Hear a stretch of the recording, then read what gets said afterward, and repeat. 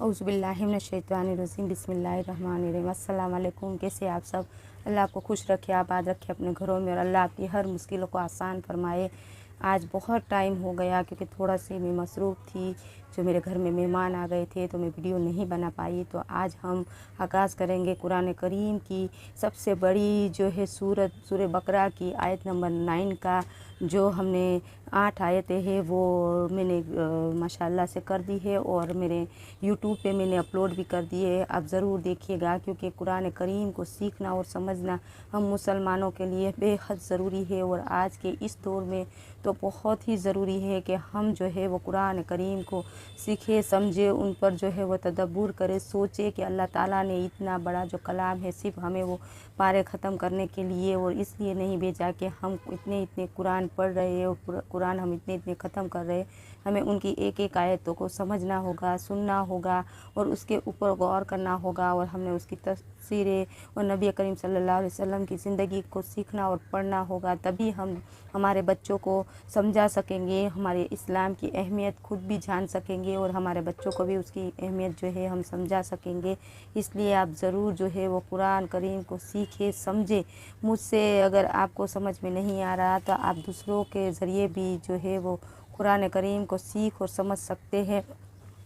क्योंकि कुरान जो है वो ऐसी किताब है कि आप जितना भी उसको सीखते और समझते जाएंगे, उसमें आप गहराइयों में जितना उतरते जाएंगे आपको और मज़ा आएगी और आपको अल्लाह का कुर्ब नसीब होगा और आपको अल्लाह से और अल्लाह की किताब से और नबी करीम सल्लल्लाहु अलैहि वसल्लम से मोहब्बत होगी और अपने आप को मुसलमान होने पे आपको फ़ख्र भी होगा। कभी कभी आपको रोना भी आएगा और आप खुश भी होंगे। कभी कभी आप अल्लाह को सजदे में गिर के शुक्रिया अदा भी करेंगे और कभी कभी अल्लाह ताला से आप इस्तग़फ़ार भी करेंगे। तो चलिए स्टार्ट करते हैं हम कुरान करीम की जो सूरह बकरा की आयत नंबर 9 का तफसीर और तर्जुमा कि अल्लाह ताला आगे हमें क्या कह रहे हैं।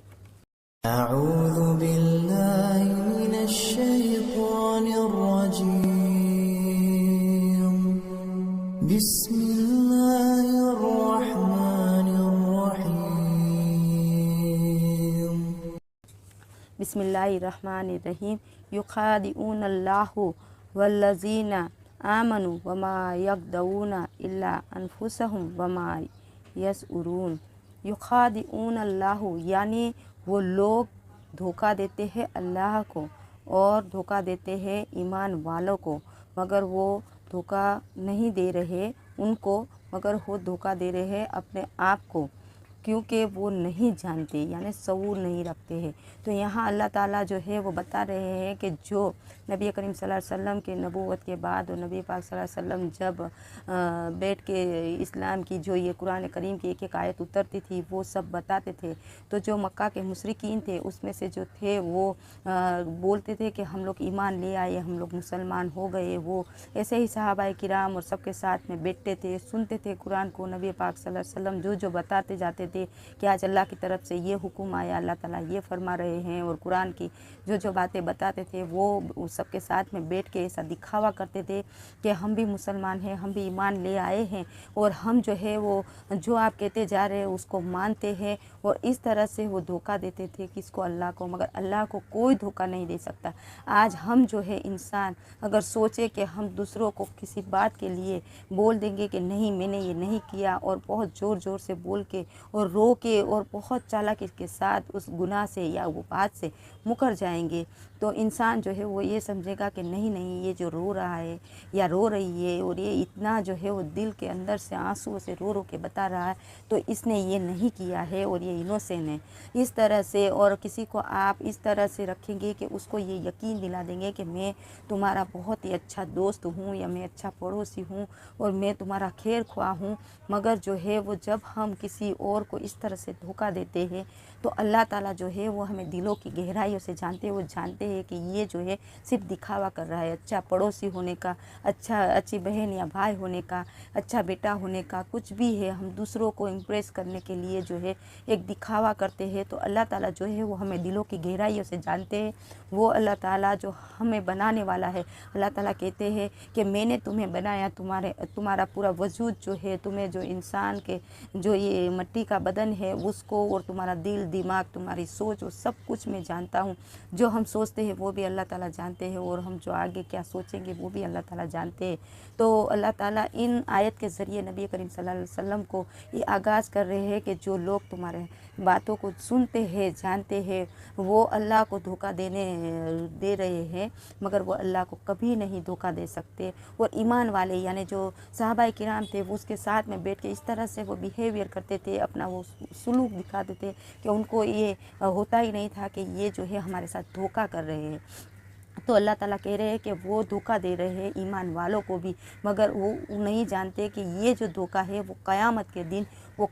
خود کو دھوکہ دے رہے ہیں، کیونکہ اس سے کیا ہوتا ہے کہ ہم جب کسی کو دھوکہ دیتے ہیں تو وہ دھوکہ اس کو نہیں ملتا، مگر وہ جو دھوکہ ہے وہ ہمیں ہی ملتا ہے، کیونکہ اللہ تعالیٰ نے جو ہے وہ آخرت کا دن رکھا ہے۔ وہ ہمیں کبھی نہ بھولنا چاہیے کہ اللہ تعالیٰ قیامت کے دن آخرت کے دن ہمیں کھڑا کرے گا اور ہم سے حساب کتاب لے گا۔ جب کوئی انسان جو ہے وہ دنیا میں کسی سے میٹھی میٹھی باتیں کر کے کوئی چیز لے لیتا ہے اور بعد میں اسے دھوکہ دے دیتا ہے یعنی وہ نہیں دیتا ہے، تو وہ کیا سمجھتا ہے کہ میں بہت چالاک ہوں، دیکھو میں نے چالاکی سے کتنے اچھے سے اسے بناوٹ کر لی اور میں جو ہے وہ یہ چیز میں نے حاصل کر لی، مگر جو دنیا میں حاصل کی ہوئی چیز ہے وہ ہمیں آخرت میں کتنا بڑا دھوکہ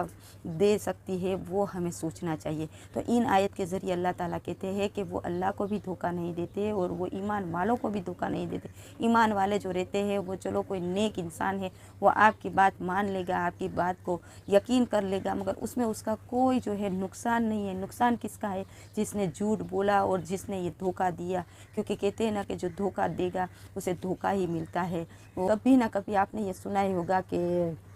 جو ہے وہ انسان کسی کو دھوکہ دیتا ہے تو اسے زندگی میں وہ دھوکہ واپس ملتا ہے، اور دنیا میں آپ نے یہ بھی بہت بار سنا ہوگا کہ جو ہم دوسروں کو دیتے ہیں وہی ہمیں ملتا ہے۔ آپ یہ غور کریے گا کہ جو انسان گالیاں دیتا ہے تو سامنے والا بھی اس کو گالی دے گا، اگر کوئی انسان جو ہے اس سے اچھی بات کرے گا اور اچھے سے اس کو پیش آئے گا تو سامنے والا کتنا بھی برا کیوں نہ ہو مگر وہ بھی اس کے ساتھ وہ اچھا ہی سے ہی پیش آئے گا، چاہے پڑوسی میں لے لو یا کہیں بازار میں خریداری میں لے لو یا کہیں پہ بھی لے لو۔ اگر آپ کسی کے ساتھ اچھا سلوک کریں گے تو سامنے والا بھی آپ کے ساتھ اچھا سلوک کرے گا۔ اگر آپ کسی کے ساتھ گالی گلوچ کرتے ہیں اور اس کے ساتھ غصے والا بیہیویئر کرتے ہیں تو سامنے والا بھی جو ہے وہ سن کے نہیں بیٹھے گا، وہ بھی آپ کو اگر آپ 4 سنا رہے تو وہ آپ کو 8 سنائے گا۔ یہ انسان یہ دنیا کا اصول ہے، اور یہ انسان کو ہمیشہ یاد رکھنا ہے کہ اگر وہ دنیا میں کسی کو دھوکہ دے رہا ہے تو وہ دھوکہ جو ہے وہ آخرت میں ان کے لیے بہت ہی بڑا اور برا ثابت ہو سکتا ہے۔ تو قرآن کی یہ آیت کے ذریعے ہمیں یہ بتایا گیا ہے، اگر ہمارے اوپر لے لے اور ہم یہ سمجھے کہ یہ آیت ہمارے لیے ہے تو اللہ تعالیٰ کہتے ہیں کہ اگر آپ کسی کو یہ دھوکہ دے رہے ہو، ایسے کہ نماز پڑھ کے آپ سامنے والے کو یہ دکھا رہے ہو کہ میں تو بہت نیک ہوں اور اچھے اچھے کام کر کے، اور آپ اس طرح سے پڑوسی میں یا اپنے رشتہ داروں میں اس طرح سے حسن سلوک کر رہے ہیں کہ سب کو یہ لگے کہ یہ بہت ہی اچھی یا اچھا ہے، تو اور آپ کے دل کے اندر جو یہ بات ہے کہ میں اس لیے یہ سب اچھائیاں کر رہا ہوں کہ دنیا جانے کہ میں بہت اچھا ہوں، میں اس لیے سب کی مدد کرتا ہوں کہ دنیا والوں کو معلوم پڑے کہ میرے پاس اتنی دولت ہے کہ میں سب کو دے سکتا ہوں، اور سب کو جو ہے میں اتنا جو احسان کر رہا ہوں، کسی کی مدد کر رہا ہوں، تو دنیا والے جو ہے وہ میری واہواہی کریں، کیونکہ یہ انسان زبان سے نہیں بولتا، وہ انسان جو ہے وہ کسی کو بتاتا نہیں ہے، مگر اللہ جو ہے وہ آپ کی دل کی گہرائیوں سے آپ کو جانتا ہے کہ آج جو آپ کسی کی مدد کر رہے ہو، کسی کی پریشانی دور کر رہے ہو، اس میں آپ اللہ کو خوش کرنے کے لیے، اور اس لیے آپ کے جو یہ دولت اللہ تعالیٰ نے مجھے دی ہے، یہ طاقت اور قوت جو مجھے اللہ تعالیٰ نے عطا کی ہے وہ میرے رب کی دی ہوئی ہے، ان کو بندے کی جو میرے اوپر حق ہے وہ حقوق عباد کے لیے، یعنی کہ جو میرے اوپر میرے پڑوسی کے، میرے بھائی بہنوں کے، اور جو میرا اس دنیا میں انسان ہو کے آنے کا جو حق، جو میں نے انسان ہو کے اس دنیا میں آئی ہوں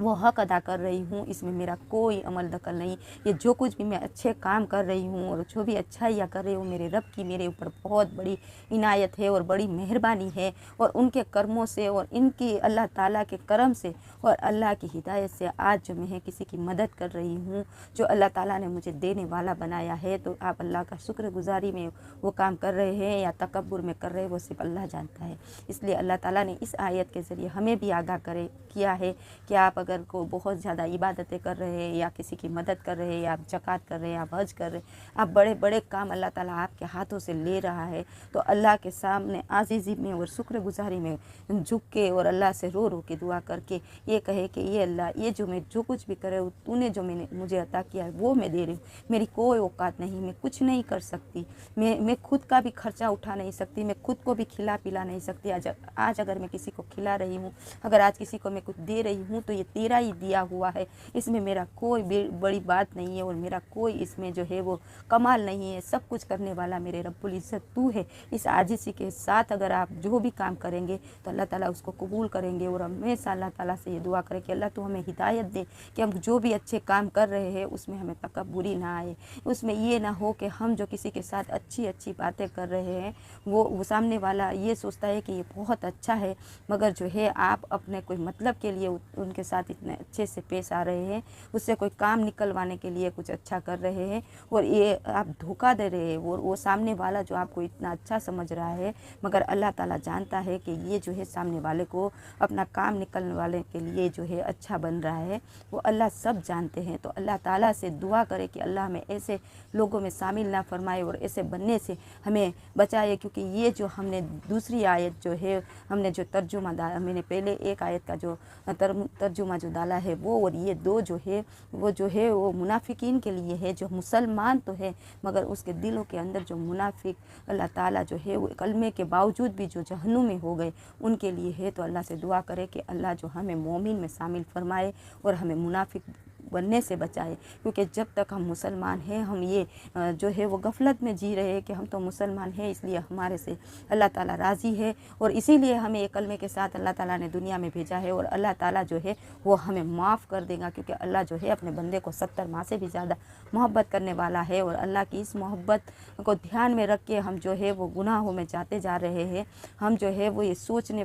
سمجھنے کی طاقت کھو بیٹھے ہیں، اور یہی سمجھتے کہ اللہ تو اپنے بندے کو 70 ماہ سے بھی زیادہ محبت کرتا ہے، کیونکہ ماں جو ہے اپنے بچوں کی غلطیوں کے باوجود بھی اسے معاف کر دیتی ہے، اسے بھولتی نہیں ہے۔ بے شک اللہ تعالیٰ بھی اپنے بندوں کو بھولتا نہیں ہے، وہ ان کے گناہوں کو معاف کر دیتا ہے، وہ کرے گا ہی کرے گا، مگر اس کے لیے جو ہے اللہ کے سامنے ہمیں عزیز ہونا پڑے گا، اس کے سامنے جھکنا پڑے گا، اور اللہ تعالیٰ سے دعا کرتے رہنا ہوگا کہ اللہ ہمیں تیرے سامنے رکوع اور سجدے کرنے والے بنا دے، اور اللہ ہمیں جھکنے والا بنا دے۔ اللہ تعالیٰ سے ہمیشہ یہ دعا کرتے رہے، کیونکہ اللہ سے جو آپ دعائیں کریں گے وہ آپ کی آج قبول ہو نہ ہو ایک دن ضرور دعا قبول ہو جائے گی، اور آپ کے ہر راستے جو ہے وہ آسان ہو جائیں گے۔ تو آپ یہ ویڈیو جو ہے آپ ضرور دیکھیے، اور اگر میری ویڈیو اچھی لگے تو آپ لائک ضرور کریے، کیونکہ مجھے موٹیویشن ملتی ہے آپ کے کمنٹ سے اور آپ کے لائک سے، کہ آپ کو جو میں یہ بتا رہی ہوں، میں بھی ایک طالب علم ہوں، اور جو میں سیکھتے جا رہی ہوں آپ لوگوں کے ساتھ شیئر کر رہی ہوں۔ اگر اچھی ویڈیو لگے تو لائک ضرور کریے گا میری باتیں سننے کے لیے اور یہ کلام پاک کو سننے کے لیے۔ جزاک اللہ خیر۔ السلام علیکم ورحمۃ اللہ وبرکاتہ۔